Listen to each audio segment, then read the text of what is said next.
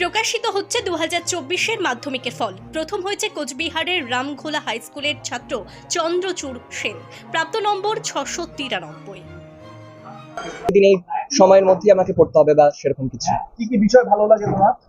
আমার তো বায়োলজি খুব ভালো লাগে, আর তাছাড়া ফিজিক্স, কেমিস্ট্রি, মানে সায়েন্স নিয়ে আপাতত এগোনোর ইচ্ছে। ভবিষ্যতে কি হবে, কি পরিকল্পনা করেছো? মেডিকেল লাইনে এগোনোর ইচ্ছে, ডক্টর আপাতত লক্ষ্য।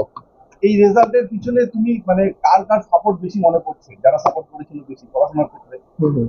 অ্যাকচুয়ালি রেজাল্ট বা যেটাকে আমরা বলছি একটা মূল্যায়নের পরে প্রাপ্ত নম্বর, সেটা একাকি একটা ছাত্রের উদ্যোগী শুধু তা নয়। এর পাশাপাশি বাবা মা, আত্মীয় পরিজন, আমার গৃহ শিক্ষক, আমার স্কুল শিক্ষক, প্রত্যেকের প্রত্যাশা, তাদের আমার পেছনে নিরলস অধ্যবসায়, প্রচেষ্টা, সবকিছুর একটা মূলীভূত ফলাফল হিসেবে ধরবে এই সাফল্য। যদিও মাধ্যমিকই চূড়ান্ত নয়, এরপরে আরো পথ চলা বাকি, তার জন্য নিজেকে সার্বিকভাবে প্রস্তুত করে এখন আমার একমাত্র অভিষ্ট। প্রথম যখন শুনলে তখন কি মনে হচ্ছিল যে রাজ্যে প্রথম হবে, এরকম একটা আশা তোমার ছিল? প্রথম পাঁচে থাকবো ভাবছিলাম, মানে এটা আমার থেকে বেশি যারা আমার প্রতি প্রত্যাশী ছিলেন তারা ভাবছিলেন। যাই হোক, এখন তাদের প্রত্যাশা বিফলে যায়নি, তাতে আমি আনন্দিত। পড়াশোনা ছাড়া আবৃত্তি চর্চা আছে, মানে প্রাতিষ্ঠানিকভাবে শেখা হয়নি। গান একসময় শিখেছিলাম, ড্রয়িং শিখেছি, তাছাড়া গল্প লেখা, কবিতা ইত্যাদি সব আর কি, যেগুলো আর কি বিভিন্ন সুকুমার শিল্পকলা, সেগুলোর সাথে আমি একটু একটু করে জড়িত। যদিও ক্লাস 10-এর পড়ার চাপে সবকিছু খুব সময়ভাবে দেওয়া হয়নি, তবে আবারও পুনরায় সেগুলোকে চালু করার ইচ্ছা আছে। কেমন লাগছে রেজাল্ট শুনে? খুবই ভালো লাগছে। এরপরে নিজেকে আরো তৈরি করাই একমাত্র উদ্দেশ্য হবে। তোমার বাবা কি করছেন এখন? বাবা বিজনেস, অ্যাকচুয়ালি টিম্বার মার্চেন্ট, আর তাছাড়া কন্ট্রাক্টর।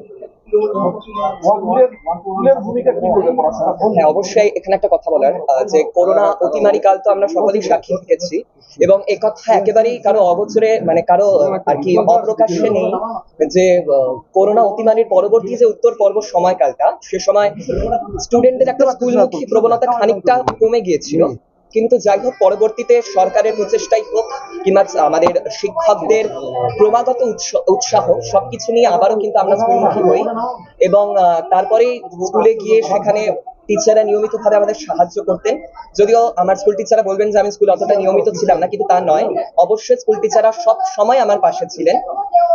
তারা সবসময় আমাকে উপদেশ দিয়ে গেছেন এবং বলে গেছেন যে আগামীতেও অবশ্যই সাহায্য করে যাবেন। সুতরাং এইভাবে আমি ভাগ করি না যে স্কুলদের আলাদা ভূমিকা রয়েছে। আমি মনে করি এটা একটা যৌথ ভূমিকা, যার মধ্যে প্রত্যেকেরই একটা গুরুত্বপূর্ণ অবদান আছে।